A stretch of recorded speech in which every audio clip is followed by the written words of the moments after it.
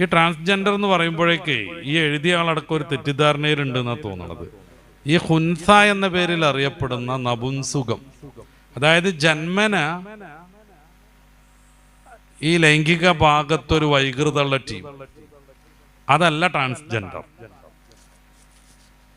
നേരത്തെ പറഞ്ഞ LGBT, ഈ ടി ആണ് ട്രാൻസ്ജെൻഡർ. അത് കഴിഞ്ഞിട്ട് QIA, ഈ I ഇന്റർസെക്സൽ, അതാണ് ഈ പറയുന്ന ഹുൻസ.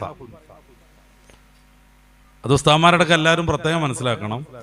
ട്രാൻസ്ജെൻഡർ എന്ന് പറഞ്ഞാൽ ആണായി ജനിച്ച് ആണായി വളർന്ന് ഇടയ്ക്ക് വെച്ച് പെണ്ണാണെന്ന് തോന്നിയിട്ട് കൃത്രിമ മാർഗത്തിൽ ലൈംഗിക ഭാഗങ്ങളൊക്കെ മുറിച്ച് 12-13 സർജറി നടത്തണം. 40 ലക്ഷത്തിൽ ചില്ലാൻ രൂപ ചെലവ് വരും. ഒരു 2 വർഷം മുന്നേ ഹോർമോൺ ട്രീറ്റ്മെൻറ്റ് തുടങ്ങണം. പിന്നെ മരിക്കോളം ഹോർമോൺ ട്രീറ്റ്മെൻറ്റ് നടത്തിക്കൊണ്ടിരിക്കണം. അങ്ങനെ ആരോഗ്യമുള്ള ഒരു ചെറുപ്പക്കാരൻ ട്രാൻസ് വുമണായിട്ട് നിത്യരോഗിയായി മാറുന്നതാണ് ട്രാൻസ്ജെൻഡർ. അതേപ്രകാരം പെണ്ണുങ്ങൾ ആണുങ്ങളായി മാറും. ഒരിക്കലും 100% ഒരു പെണ്ണിന് ആണാവാനോ ഒരാണിന് പെണ്ണാവാനോ പറ്റൂല. കാരണം പിതാവിൻ്റെ Y ക്രോമോസോമും മാതാവിൻ്റെ X ക്രോമോസോമും ചേരുമ്പോഴാണ് ആൺകുട്ടി ജനിക്കുക. ഓരോ കോശവും ആണായിരിക്കും. നേരെ മറിച്ച് പിതാവിൻ്റെ Xും മാതാവിൻ്റെ Xും ചേരുമ്പോഴാണ് പെൺകുട്ടി ജനിക്കുക. ആ പെൺകുട്ടിയുടെ ഓരോ കോശവും പെണ്ണായിരിക്കും. അപ്പോൾ പ്രകടമായി കാണുന്ന ലൈംഗിക ഭാഗങ്ങൾ, സെക്സ് എന്ന് പറയുന്ന ആ സാധനം, നമ്മുടെ ഈ ഡിസ്ചാർജിനുള്ള ഓർഗൻസ്, മൂത്രയിക്കാനും വിസർജനം നടത്താനുള്ള സാധനങ്ങൾ, ഇത് കട്ട് ചെയ്തിട്ടോ അല്ലെങ്കിൽ വേറൊന്ന് തുന്നിപ്പിടിപ്പിച്ചതുകൊണ്ടോ, അതേപ്രകാരം പെൺകുട്ടി സ്തനം മുറിച്ചിട്ടതുകൊണ്ടോ, ആണ് സിൽക്കനും മറ്റൊക്കെ കുത്തിവെച്ചിട്ട് സ്തനഭാഗം വളർത്തിക്കൊണ്ടുവന്നുകൊണ്ടോ ഒരിക്കലും പെണ്ണാണാവൂല, ആണ് പെണ്ണാവൂല. ഈ പരിപാടി പറ്റൂല എന്ന് ഇസ്ലാം പറയണത്. അത് ചെയ്ത് ജീവിച്ചൊരാള് തെറ്റ് ചെയ്ത് ജീവിക്കുന്നു. അയാൾ മരിച്ചാൽ സാധാരണ തെറ്റ് ചെയ്ത ആളുകൾക്കൊക്കെ ഉണ്ടാവുന്നത് പോലെ വിചാരണ ഉണ്ടാവും. ഞാൻ അത് കേട്ടെ. സാധാരണ തെറ്റ് ചെയ്ത് മരിച്ച ഒരാൾക്ക് ഉണ്ടാവുന്ന വിചാരണ അയാൾക്കും ഉണ്ടാവും.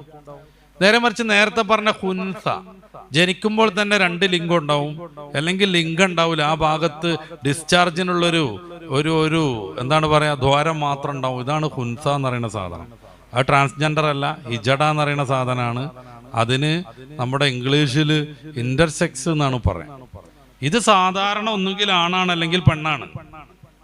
അതെങ്ങനെ തീരുമാനിക്കുക? ഫിഖ്ഹിലൊക്കെ വ്യക്തമായ രീതിയിലുണ്ട്. 2 ലിംഗം ഉള്ളതിൽ ഏതാണ് കൂടുതൽ പ്രവർത്തനക്ഷമം, അതായിട്ടാണ് അവരെ പരിഗണിക്കുക. മറ്റേ ലിംഗം ശരീരത്തിന് കേടൊന്നും വരാത്ത വിധാണെങ്കിൽ അത് കട്ട് ചെയ്ത് ഒരു സർജനെ കൊണ്ട് കട്ട് ചെയ്ത് മാറ്റിയാൽ പൂർണ്ണമായ പുരുഷനോ പൂർണ്ണമായ സ്ത്രീയോ ആയി മാറും. അതെങ്ങനെ പ്രവർത്തനക്ഷമത തീരുമാനിക്കുക? അതിനും കുറേ മാർഗങ്ങളുണ്ട്. മൂത്രം ഒഴിക്കണത് ഏതിലൂടെയാണ് നോക്കണം. 2ലൂടെയും മൂത്രം വരുന്നുണ്ടെങ്കിൽ സ്റ്റാർട്ടിങ് ഏതിലൂടെ നോക്കണം. അപ്പൊ സ്റ്റാർട്ടിങ്ങിലൂടെ വരുന്നതായിരിക്കും അവരുടെ സെക്സ്. മറ്റേത് അപ്പുറത്ത് ഇപ്പോൾ ഒരു ഓട്ടുണ്ടായാൽ തന്നെ അതിലൂടെ കുറച്ച് മൂത്രം വരും പോലെ കൃത്രിമമായി വരുന്നതാണ്. അപ്പൊ ആ ഭാഗം അടക്കണം, മറ്റേത് ഉഷാറാവും. അപ്പോ 2ലും ഒരേപോലെ സ്റ്റാർട്ടിങ് എന്നുണ്ടെങ്കിൽ ഏതാണ് അവസാനം നിൽക്കുന്നത് നോക്കും. 2ലും നിൽക്കുന്നത് ഒരേ പ്രകാരമാണെന്നുണ്ടെങ്കിലാണ് ഹുൻസൽ മുഷ്കിൽ, സംശയാസ്പദമായ ഹുൻസ എന്ന പേരിൽ വരിക. അവരെ പിന്നെ അവരുടെ ഏകദേശം ലൈംഗിക പക്വതൊക്കെ വന്നിട്ട് അവർക്ക് ഏത് ലിംഗത്തോടാണോ ലൈംഗിക ചായ്വ് എന്നുള്ളത് നോക്കണം. അവർ ആൺകുട്ടിയോടൊക്കെയാണ് നല്ല ചായ്വെങ്കിൽ ഈ സാധനം പെണ്ണാന്ന് മനസ്സിലാവും. അല്ല, ഒരു പെൺകുട്ടിയെ കാണുമ്പോഴാണ് ഇങ്ങനത്തെ ഒരു ഹുൻസക്ക് ലൈംഗികമായ ഉത്തേജനം വരുന്നതെങ്കിൽ ആള് ആണാന്ന് മനസ്സിലാക്കപ്പെടും. ഒന്നുകിൽ ആണാണ് അല്ലെങ്കിൽ പെണ്ണാണ്. അവർക്ക് സാധാരണ നമ്മളൊക്കെ ജീവിക്കണ അതേ ജീവിതമാണ്. വളരെ അപൂർവമായിട്ട് മാത്രമാണ് അങ്ങനത്തെ ജന്മങ്ങൾ ഉണ്ടാകുക. അവരെ സർജറി നടത്താൻ ഇസ്ലാം അനുവദിക്കുകയും ചെയ്യും. അപ്പൊ എന്താ ട്രാൻസ്ജെൻഡറിനെ സർജറി നടത്താത്തത്? അവിടെ പ്രശ്നം മെന്റലി പ്രോബ്ലമാണ്, ഇവിടെ പ്രശ്നം ബയോളജിക്കൽ പ്രോബ്ലമാണ്. ബയോളജിക്കൽ പ്രശ്നം എന്ന് പറഞ്ഞാൽ അവർക്ക് ഫിസിക്കലി ഉള്ളൊരു പ്രശ്നമാണ്. ഇപ്പൊ കാലിൽ മുള്ളു കയറിയിട്ടുണ്ടെങ്കിൽ സർജറി നടത്തും. നേരെ മറിച്ച് മാനസിക രോഗം പിടിച്ച സർജറി നടത്തൂല, അതിന് വേറെ ട്രീറ്റ്മെന്റാണ്. അപ്പൊ ട്രാൻസ്ജെൻഡറിന് വെറും തോന്നലാണ് ഞാൻ ആണാണ് എന്നുള്ളത്. ഈ വറക്കപ്പുറത്തുള്ള ഒരു പെൺകുട്ടിക്ക് സിനിമ ഒക്കെ കണ്ടിട്ട് തോന്നുകയാണ് ഞാൻ ആണാണ്. പിന്നെ അവര് അതിനുള്ള പരിപാടിയായിട്ട് മുന്നോട്ട് പോകുമ്പോൾ മോളെ നീ ആണല്ല നീ പെണ്ണാന്ന് ബോധ്യപ്പെടുത്തുകയാണ് വേണ്ടത്. അതിന് ചിലപ്പോൾ സൈക്കോളജി നല്ല സൈക്കാട്രിസ്റ്റിനെ കാണിക്കേണ്ടി വരും, ചിലപ്പോൾ മെഡിസിൻ യൂസ് ചെയ്യേണ്ടി വരും. അല്ല, എൻ്റെ ഇഷ്ടത്തിന് നടന്നോ ഈ ഞാനായിക്കോന്ന് പറഞ്ഞാൽ കുറച്ച് കഴിഞ്ഞിട്ട് അവൾക്ക് പിന്നെയും പെണ്ണാൻ വിചാരിച്ചാൽ എന്താ ചെയ്യാം? ഇത് മനസ്സിന്റെ തോന്നലല്ലേ? ഒരാണിന് പെണ്ണാകാൻ തോന്നി, അവന്റെ വൃഷ്ണവും അവന്റെ ലിംഗമൊക്കെ ഛേദിച്ച് കളഞ്ഞ് സിലിക്കണൊക്കെ കുത്തിവെച്ച് അവിടുത്തെ സ്ഥനമൊക്കെ വർദ്ധിപ്പിച്ചു, നിതമ്പൊക്കെ വലുതാക്കി, താടിമീശൊക്കെ ഹോർമോൺ കുത്തി കളഞ്ഞ് കുറച്ച് കഴിഞ്ഞപ്പോൾ അയാൾക്ക് ഇനി ആണാവണം തോന്നിയാൽ എന്ത് ചെയ്യാൻ പറ്റും? ഒന്നും ചെയ്യാൻ പറ്റൂല. ആണ്, പെണ്ണ്, ട്രാൻസ്ജെൻഡർ, ഇങ്ങനെ 3 ലിംഗൊന്നുമല്ല ഇപ്പൊ ഈ ടീം പറയണത്. 60, 120 ലിംഗം ഉണ്ട് എന്നാണ്. അങ്ങനെയാണ് കുറെ ആളുകൾക്ക് നായാവാൻ തോന്നുന്നത്. 12 ലക്ഷം ചെലവഴിച്ചാണ് ജപ്പാനിലൊരു ചെങ്ങായിയുടെ നായായത്. ഒരു കൊല്ലം ചാടിച്ചാടി നടന്നു. ഇപ്പോൾ പിന്നെയും മനുഷ്യനാവണം അത്ര. ഇനി എന്ത് ചെയ്യാൻ പറ്റും?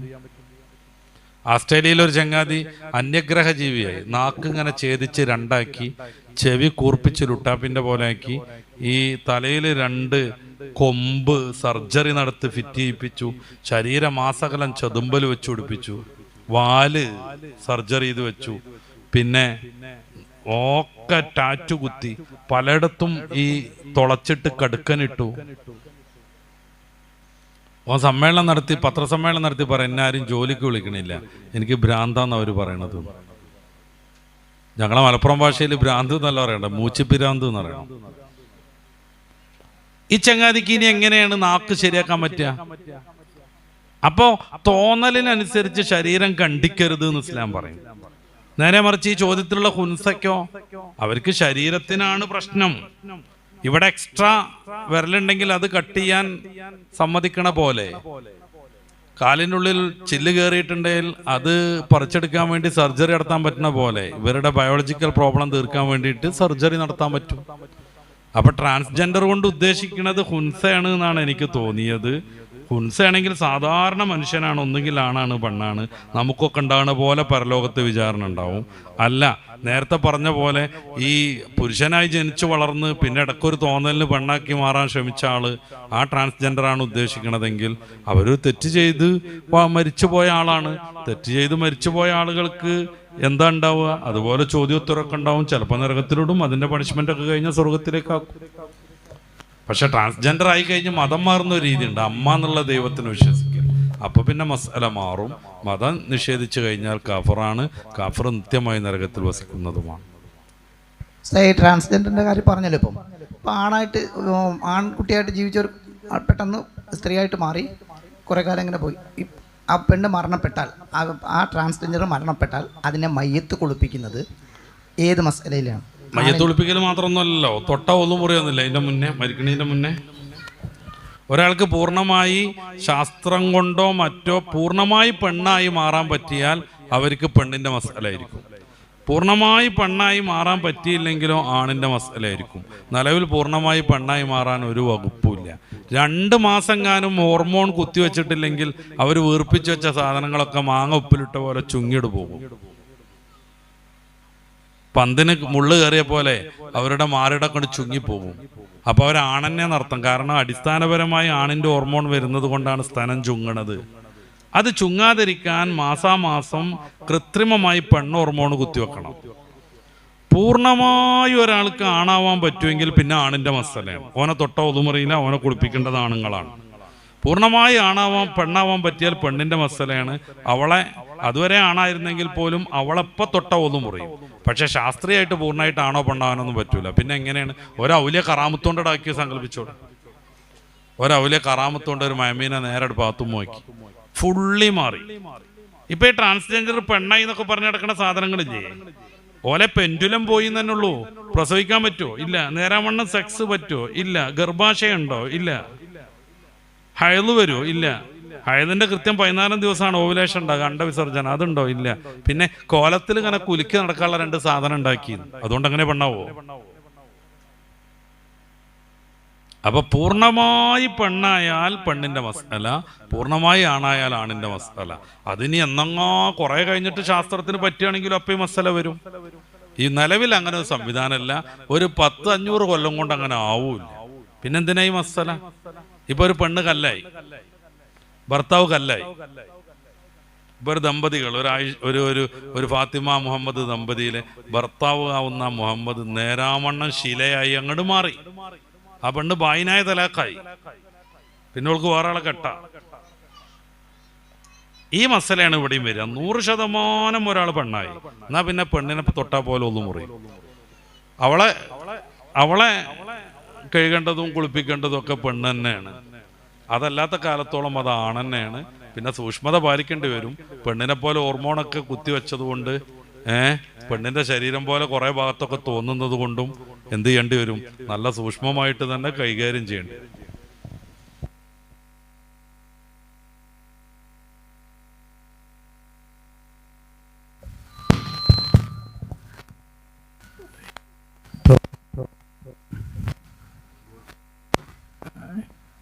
പ്രവാചകന്മാരിൽ അള്ളാഹു ഇസ്മത്ത് എന്ന് പറഞ്ഞൊരു പദവി അവർക്ക് കൊടുത്തിട്ടുണ്ടെന്ന്. പ്രവാചകന്മാർക്ക് അള്ളാഹു ഇസ്മത്ത് എന്നുള്ള പദവി കൊച്ചിലെ തന്നെ അവരിൽ തെറ്റുകളൊന്നും സംഭവിക്കാത്ത രൂപത്തിൽ അള്ളാഹു അവരെ സംരക്ഷിച്ച് പോരുന്നു എന്ന് പറയും. അത് പിന്നെ ഈ സാധാരണ ജനങ്ങൾ തെറ്റ് ചെയ്യുമ്പോൾ അവരെ ശിക്ഷിക്കുന്നതിൽ പ്രത്യേക ഇതുണ്ടോ? അതെന്തിനാന്ന് വെച്ച് കഴിഞ്ഞാൽ തെറ്റ് ചെയ്യുന്ന ഒരാള് നല്ല കാര്യങ്ങൾ പറയുമ്പോൾ അത് സ്വീകരിക്കാൻ ആളുകൾക്ക് വൈമനസ്സുണ്ടാവും. അതുകൊണ്ടാണ് ഇപ്പോൾ സ്ഥിരമായി കളവ് നടത്തുന്ന ഒരാൾ കളവ് നടത്തല്ലടാന്ന് പറഞ്ഞാൽ അത് ആളുകൾക്ക് സ്വീകരിക്കാൻ കഴിയില്ല. അതില്ലാതിരിക്കാൻ വേണ്ടിയിട്ട് പ്രവാചകന്മാരെ തെറ്റിൽ നിന്ന് അള്ളാഹു സംരക്ഷിക്കും. കുറച്ചാളുകൾ അള്ളാഹു സ്വർഗത്തിലേക്ക് ഇടുന്ന് തീരുമാനിച്ചാൽ അള്ളാഹുവിൻ്റെ നീതി മാത്രമല്ലേ അത്. പ്രവാചകന്മാരാരും നരകത്ത് പോകില്ലല്ലോ, അത് ഉറപ്പന്നല്ലേ. പ്രവാചകന്മാരാരും നരകത്ത് പോകില്ല. അതുകൊണ്ട് തന്നെ അവർക്ക് പരീക്ഷണം കൂടുതലായിരിക്കും. കാരണം കൂടുതൽ നിയമത്ത് കിട്ടിയവർക്ക് കൂടുതൽ പരീക്ഷണം ഉണ്ടാവും. അതുകൊണ്ടാണ് റസൂലുള്ളാഹി സ്വല്ലല്ലാഹു അലൈഹി വസല്ലമ തങ്ങൾക്ക് തഹജ്ജുദ് വാജിബാവുന്നത്. നമുക്ക് സുന്നത്തല്ലേ ഉള്ളൂ. അപ്പൊ അത് വേറൊരു ആവശ്യത്തിന് വേണ്ടിയാണ്. എന്ന് വെച്ചാൽ തെറ്റ് ചെയ്തുകൊണ്ടിരിക്കുന്ന ഒരാള് നന്മ കൽപ്പിച്ചാൽ ആളുകൾക്ക് സ്വീകാര്യത ഉണ്ടാവില്ല. അത് വരരുത് എന്ന് കരുതിയിട്ട് പ്രവാചകന്മാർ ആദ്യമേ തെറ്റിൽ നിന്ന് സംരക്ഷിച്ചു നിർത്തുന്നതാണ്. പ്രവാചകനാവുമ്പോൾ തന്നെ അവർ സ്വർഗത്തിലാന്ന് ഉറപ്പാണ്. ഈ തെറ്റിൽ നിന്ന് സംരക്ഷിക്കണം എന്നൊന്നുമില്ല. അതെന്തുകൊണ്ടെന്ന് വെച്ച് കഴിഞ്ഞാൽ അള്ളാഹു ദീനെ ജനങ്ങൾക്ക് എത്തിച്ചു കൊടുക്കാൻ സ്വീകരിച്ച ഏറ്റവും സുതാര്യമായൊരു മാർഗം അതാണ്. നമുക്കൊക്കെ അപ്പോ തോന്നിപ്പിക്കാൻ അള്ളാഹ്ക്ക് പറ്റുമായിരുന്നു. എന്താ ചെയ്യേണ്ടത്? അപ്പം തോന്നുക. പക്ഷെ അതോടുകൂടെ നമ്മുടെ മനുഷ്യജീവിതം ഡിസോർഡറാവും. ഇപ്പം ഞാൻ ഉസ്താദിനെ കുത്തിക്കൊല്ലാണ്, എന്നോട് എന്തിനെ കൊന്നു വയ്ക്കുമ്പോൾ അള്ള എന്നെ തോന്നിപ്പിച്ചു പറഞ്ഞാൽ പോരെ. ഞാൻ പെണ്ണിനെ റേപ്പ് ചെയ്യുന്നു, എന്തിനാ അത് ചെയ്തു എന്ന് വെച്ചാൽ അള്ള എന്നെ കൊണ്ട് തോന്നിപ്പിച്ചു പറഞ്ഞാൽ മതി. അപ്പം അത് വരാതിരിക്കാൻ ഈ സബ്ജക്റ്റീവാണ് കാര്യങ്ങൾ എന്ന് വന്നാൽ വലിയ ബുദ്ധിമുട്ടാണ്. അപ്പോൾ ഒബ്ജക്റ്റീവ് ആവണം. അതിന് നമ്മളിൽപ്പെട്ട പ്രവാചകനെ കൊണ്ടുവരിക, നിയമങ്ങളൊക്കെ പഠിപ്പിച്ചു തരിക, അതനുസരിച്ച് പോകുന്നവർക്ക് ഗുണം, അല്ലാത്തവർക്ക് തിന്മ. അപ്പോൾ പ്രവാചകന്മാരെ ഇസ്മത്ത് കൊടുക്കുന്നത് കുറേ ആളുകളെ തോപ്പിക്കാൻ വേണ്ടിയിട്ടല്ല, അവരുടെ ദഅവത്ത് നല്ല രീതിയിൽ നടപ്പിലാകാൻ വേണ്ടിയിട്ടാണ്. എല്ലാവരെയും അങ്ങ് മാസൂമിയങ്ങളാക്കിയിരുന്നെങ്കിൽ അള്ളാഹുക്ക് അങ്ങനെ തീരുമാനിക്കായിരുന്നു. ഖുർആൻ തന്നെ പറയുന്നുണ്ടല്ലോ അങ്കബൂത്തിന്റെ അവസാനത്തിലൊക്കെ, സൂറത്ത് യൂനിസിന്റെ 93 ഓരോ ഷാ റബ്ബുക്കൽ ആമന മംഫിൽ അർളി കുല്ലുഹും ജമിയ. അള്ളാഹു ഉദ്ദേശിക്കുകയാണെങ്കിൽ എല്ലാവരോടും നന്മയിലാകുമായിരുന്നു. പക്ഷെ അള്ളാഹു അങ്ങനെയല്ല ഉദ്ദേശിക്കുന്നത്. പിന്നെ നന്മയും തിന്മയും വേർതിരിച്ച് പഠിപ്പിച്ച് ഒരു പരീക്ഷണം എന്നുള്ള നിലക്കാണ് നമ്മളെ പറഞ്ഞയച്ചിട്ടുള്ളത്. അതുകൊണ്ടാണല്ലോ സൂറത്തുൽ മുൽക്കിലെ 2-ാമത്തെ ആയത്തിൽ അല്ലദീ ഖലഖൽ മൗത വൽ ഹയാത ലിയബ്ലുവക്കും അയ്യുക്കും അഹ്സനു അമല, ആരാ നന്മ ചെയ്യുന്നതെന്ന് പരീക്ഷിക്കാനാണ് അള്ളാഹു തആല ഈ ഭൂമിയിലേക്ക് പറഞ്ഞയച്ചത്. അപ്പോൾ എല്ലാവരെയും നന്മക്കാരാക്കുക എന്നുള്ളത് അള്ളാഹുവിൻ്റെ ലക്ഷ്യമേ അല്ല, അതവൻ്റെ ഹിക്മത്തിനോട് യോജിച്ചതുമല്ല. പിന്നെ എന്തുകൊണ്ട് ഇങ്ങനെ സംവിധാനിച്ചു? അള്ളാഹുവിൻ്റെ തീരുമാനം അതാണ്. ഒരു അതോറിറ്റി ആണ് എന്ന് അംഗീകരിച്ചാൽ പിന്നെ അതൊക്കെ അംഗീകരിക്കലാണ് വാജിബ്. ഇപ്പം നമ്മളിപ്പോൾ ഇന്ത്യൻ ഗവൺമെൻറ്റിനെ അംഗീകരിക്കുന്നു. അപ്പോൾ എന്തുകൊണ്ട് GST 18% എന്നുള്ളതിൽ ചോദ്യമല്ല, നമ്മൾ അംഗീകരിക്കണം. അല്ലെ ഇന്ത്യൻ ഗവൺമെൻറ്റിൻ്റെ ആളായി നിൽക്കാൻ പാടില്ല. നമ്മൾ ബെൽറ്റ് ഇടാതെ വണ്ടി ഓടിച്ചിട്ടുണ്ടെങ്കിൽ 500 ഫൈന്. എന്തിനാ ഫൈന് തരണമെന്ന് ചോദിച്ചിട്ടും കാര്യമല്ല.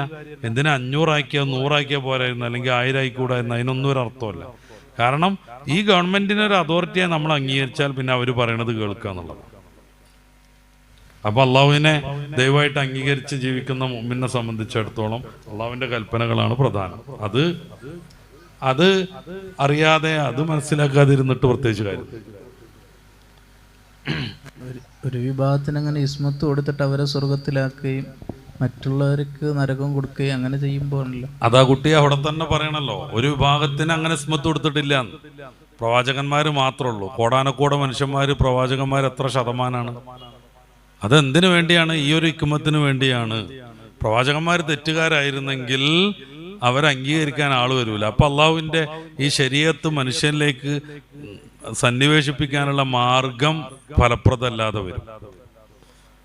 അപ്പൊ അത് വരാതിരിക്കാൻ വേണ്ടി ലോകത്ത് ഇപ്പോൾ തന്നെ ഏകദേശം 800 കോടി ജനങ്ങളുണ്ട്. ഇതുവരെ എത്ര ആൾക്കാർ കഴിഞ്ഞു പോയി? ഇനി എത്ര വരാനുണ്ട്?